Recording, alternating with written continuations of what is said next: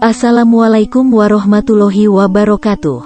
Sahabat Langit Makrifat, kali ini kita akan membahas tentang apa itu dari hakikat ruh.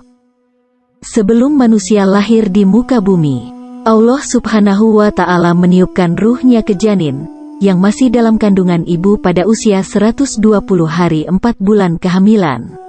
Apa sajakah kejadian yang terjadi saat kita dalam perut ibu? Dan apakah yang dimaksud Allah meniupkan ruhnya? Tonton videonya sampai habis, agar kita mendapatkan ilmu baru. Jangan lupa untuk bantu subscribe channel Langit Makrifat, like, komen dan share agar bermanfaat.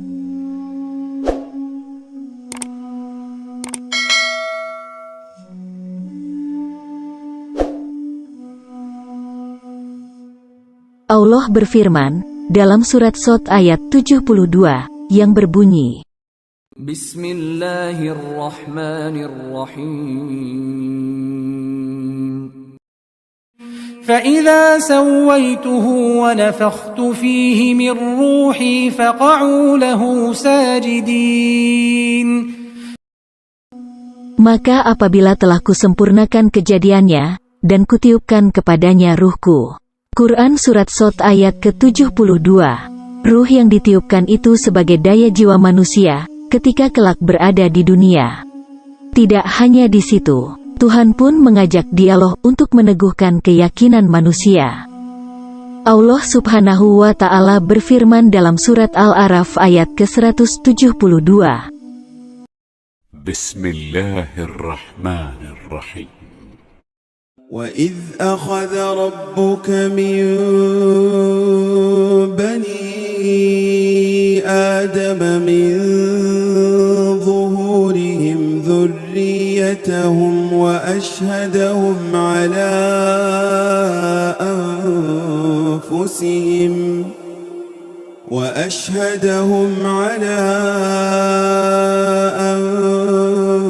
أنفسهم ألست بربكم قالوا بلى شهدنا.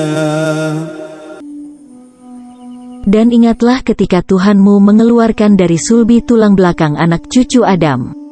Dan Allah mengambil kesaksian terhadap roh mereka, seraya berfirman, bukankah aku ini Tuhanmu?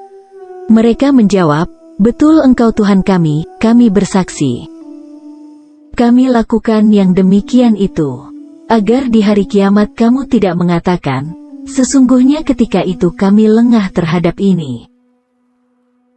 Menurut tuanku Syekh Muhammad Ali Hanafiyah, yang beliau telah dikenal sebagai Grand Mursyid Tarikah Qadiriyah Hanafiyah, berasal dari Padang Sumatera Barat, penggunaan kata meniupkan, mencerminkan bahwa perbuatan itu adalah kerja Allah secara langsung, tanpa melibatkan makhluknya. Hal itu berbeda ketika menggunakan kata menciptakan atau menjadikan.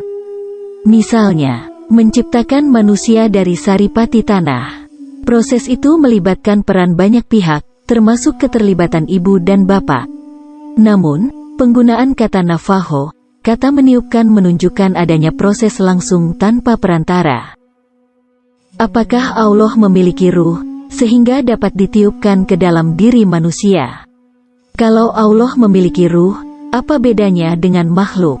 Tuanku Hanafiyah, yang dimaksud dengan ruhku adalah sifat Allah yang termasuk sifat ma'ani, yaitu kudrah yang berarti kekuasaan, iradah yang berarti kehendak, ilmu yang berarti pengetahuan, hayat yang berarti kehidupan, sama yang berarti pendengaran, basor yang berarti penglihatan, dan kalam yang berarti pembicaraan. Dengan tiupan sifat kudrah Allah, sehingga manusia memiliki kekuasaan atau kekuatan. Dengan tiupan sifat iradah Allah, sehingga manusia memiliki kehendak atau keinginan. Dengan tiupan sifat ilmu Allah, sehingga manusia memiliki pengetahuan. Dengan tiupan sifat hayat Allah, sehingga manusia memiliki kehidupan. Dengan tiupan sifat sama Allah, sehingga manusia memiliki pendengaran. Dengan tiupan sifat basar Allah, sehingga manusia memiliki penglihatan. Dan dengan tiupan sifat kalam Allah, sehingga manusia memiliki perkataan. Perhatikan firman Allah Subhanahu wa Ta'ala berikut ini dalam Quran Surat As-Sajdah ayat ke-9. Bismillahirrahmanirrahim. ثم سواه ونفخ فيه من روحه وجعل لكم السمع والأبصار والأفئدة قليلا ما تشكرون. Kemudian dia menyempurnakan dan meniupkan ruh sifatnya ke dalam tubuhnya. Dan dia menjadikan bagi kamu pendengaran, penglihatan dan hati. Tetapi kamu sedikit sekali bersyukur. Tiupan tersebut tidak pernah putus, hingga ruh tersebut dicabut kembali dari jasad manusia, atau di saat mati. Itulah makna dari salah satu firman Allah yang menjelaskan bahwa Allah itu lebih dekat daripada urat nadi manusia. Betapa tidak lebih dekat, sementara tiupan sifat hayat Allah yang menjadikan manusia itu hidup. Dan ingat, sifat dengan zat tidak pernah berpisah. Walaupun hidup atau hayat itu adalah sifat, tetapi hayat itu melekat dan tidak terpisah dengan zat Allah. Artinya, ruh manusia tidak pernah berpisah dengan Allah. Sekali lagi, Allah meniupkan sifatnya ke dalam jasad manusia tidak pernah putus, kecuali apabila manusia meninggal dunia. Menurut Tuanku Hanifah, diri manusia ini memiliki 3 unsur, yaitu unsur jasmani, unsur ruhani dan unsur nurani. Unsur jasmani sendiri meliputi seluruh bagian tubuh fisik manusia. Unsur ruhani mencakup hati, akal, dan nafsu. Dan terakhir unsur nurani mencakup sir yang ada di dalam hati. Masing-masing unsur tersebut memiliki rasa. Jasmani memiliki rasa jasmani yang dapat merasakan sesuatu yang bersifat fisikal, seperti manis pahit, panas dingin, lembut kasar. Ruhani juga memiliki rasa, yaitu rasa ruhani yang bisa merasakan senang sedih, cinta benci, damai marah. Begitu pula dengan nurani, ia memiliki rasa yang dapat merasakan sesuatu yang salah atau benar. Dan merasakan Allah. Silahkan tonton video kami yang membahas tentang rasa keberadaan Tuhan. Atau klik di pojok kanan atas.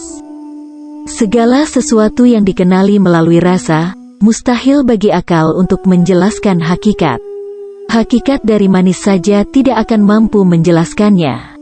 Walaupun dibuat banyak buku untuk menjelaskan apa itu manis, namun tetap saja tidak mungkin mengenali manis itu tanpa mencicipinya. Semua orang yang pernah mencicipi rasa manis tentu mengakui hakikat manis itu sebagai sesuatu yang ada dan nyata, tetapi tidak sanggup mengungkapnya dalam kata atau kalimat. Ini baru rasa jasmani. Begitu pula dengan rasa cinta. Semua orang yang pernah merasakan cinta sangat paham tentang hakikat cinta. Walaupun dia tidak akan sanggup menjelaskan hakikat cinta dalam rangkaian kata atau kalimat. Cinta itu ada dan nyata, dan akal tidak akan sanggup menjelaskannya. Apalagi rasa nurani, ia dapat merasakan suatu kebenaran sejati, bahkan dapat merasakan keberadaan dan kenyataan Allah. Kita semua punya nurani, dan pernah merasakan apa yang dinamakan dengan kebenaran, yang datang dari nurani, suatu kebenaran yang tak terpengaruh oleh akal dan nafsu manusia.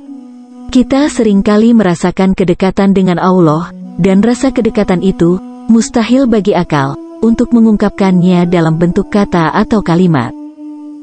Atau dengan kata lain, nuranilah yang memiliki potensi untuk meyakini keberadaan Allah dan meyakini akan kenyataannya, bukan akal. Akal hanya akan mengiyakan apa yang dirasakan oleh nurani. Akal hanya akan membenarkan apa yang dirasakan oleh jasmani dan ruhani kita, tetapi tidak akan mampu untuk memikirkan apalagi menjelaskannya. Dari uraian di atas, dapat dipahami bahwa sesungguhnya hakikat diri manusia itu adalah sama dengan angka 0. Angka 0 itu tidak memiliki nilai walaupun dia ada.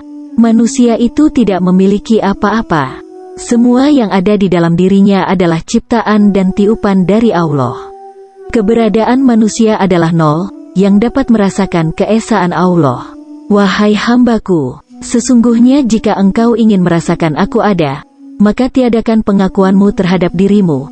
Kemudian rasakanlah kesyukuran atas kepunyaanku yang ada padamu. Niscaya engkau tidak menemukan hakmu, yang di dalam pengakuan atas kepemilikan daripada kata aku. Sekian, semoga bermanfaat. Wassalamualaikum warahmatullahi wabarakatuh.